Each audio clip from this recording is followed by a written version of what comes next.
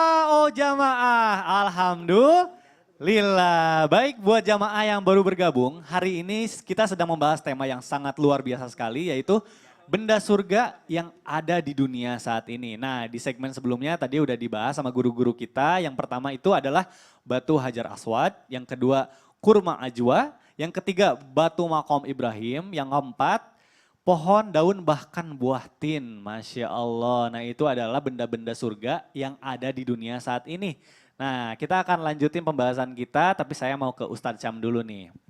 Nah Ustadz Syam, tadi kan di segmen sebelumnya udah menjelaskan pohon tin nih ya, dan buahnya, dan bermacam-macam keindahan surga juga ya. Tadi dijelaskan bahwa di surga itu bukan hanya buah kurma, buah tin, tapi berbagai macam buah-buahan ada di surga ya. Nah sekarang nih katanya ada juga lebih tepatnya sebuah pohon yang ada di surga, tapi saat ini ada juga di dunia. Katanya pohon ini juga bisa dipakai untuk mengusir gangguan jin. Waduh, saya jadi penasaran tuh. Pohon apa tuh kira-kira? Monggo silakan Ustaz Cam. أعوذ بالله من الشيطان الرجيم وأصحاب اليمين ما أصحاب اليمين في سدر مخضود وطلح منضود وظل ممدود وماء مسكوب.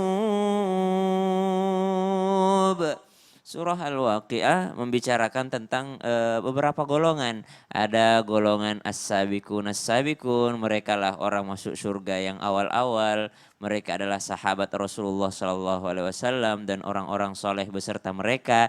Mereka yang bertemu langsung dengan Rasulullah yang keimanannya tidak bisa diukur lagi. Bahkan salah seorang sahabat Abu Bakar radhiyallahu anhu arda, Sayyidina Abu Bakar, jikalau imannya ditimbang dengan iman seluruh umat manusia, masih lebih berat imannya Abu Bakar As-Siddiq radhiyallahu anhu arda. Mereka adalah as-sabiqun as-sabiqun. Kemudian di dalam Al-Quran surah Al-Waqiah juga ada ashabus shimal.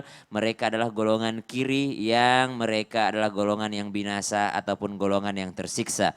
Dan di antara mereka ada yang cepat masuk surga, ada juga masuk surga tapi akan diberikan kenikmatan surga. Siapa mereka? Ashabul yamin ashabul yamin. Mereka adalah golongan kanan. Dan ternyata hebatnya yang pertama ditunjukkan dalam ayat ini, mereka pemandangannya adalah fi sidrin makhdud. Di surga itu, di golongan kanan itu mereka nanti akan mendapatkan pohon bidara yang tidak berduri. Kalau sekarang tuh teksturnya bidara tuh agak berduri gitu, kasar berduri. Kalau di surga nanti visi dari makhdud, mereka akan mendapatkan yang namanya pohon bidara atau daun bidara yang tidak berduri yang disediakan Allah Subhanahu wa taala. Artinya sangat berbeda lah pohon-pohon yang ada di dunia dengan pohon-pohon yang ada di surga kelak.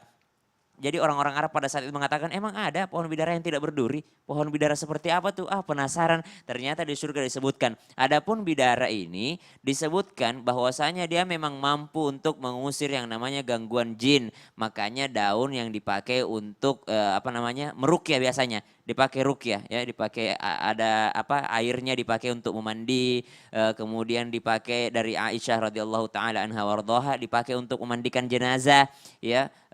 Beberapa lembar dipakai untuk memandikan jenazah, bahkan untuk keramas dipakai ya. Kalau misalnya Mikdad mau nyobain pakai daun bidara untuk keramas gitu ya. Ada juga yang pakai untuk ruqyah. Sebenarnya yang paling sering kita dengarkan adalah bidara ini dipakai untuk meruqyah. Ya, cuma ada beberapa riwayat mengatakan bahwa sebaiknya ruqyah itu adalah ruqyahlah diri sendiri.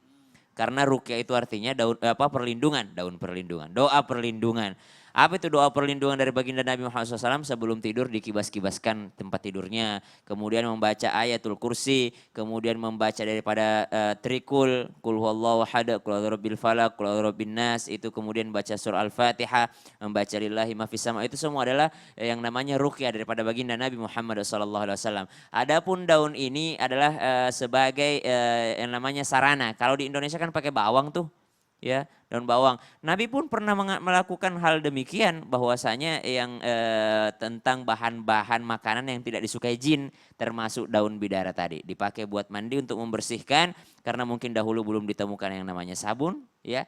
Maka dipakai daun bidara untuk membersihkan, kemudian daun bidara untuk meruqyah, dan daun bidara juga disebutkan di dalam Al-Quran di surah Al-Waqiah, bahkan yang paling pertama disebutkan untuk golongan kanan, fi sidrin makhdud. Di antara mereka ada daun bidara ataupun batang bidara ataupun pohon bidara yang tidak berduri. Kami tidak tahu maksud asli daripada daun bidara ini. Mungkin memang benar-benar daun bidara yang sebenarnya yang disebutkan dalam surga, atau ada makna lain daripada ayat ini. Wallahu a'lam bishawab. Wallahualam. Nah tapi intinya kalau misalnya kita tidak menemukan daun bidara, kita bisa meruqyah juga untuk mengusir jin, itu banyak caranya ya. Salah satunya kita bisa meruqyah diri sendiri tadi dengan bacaan-bacaan tersebut ya Ustadz ya. Baik, selanjutnya nih udah ada pertanyaan nih yang masuk ke media sosial Islam itu indah. Pertanyaan dari Vicky Astiga. Nah, Assalamualaikum Habib.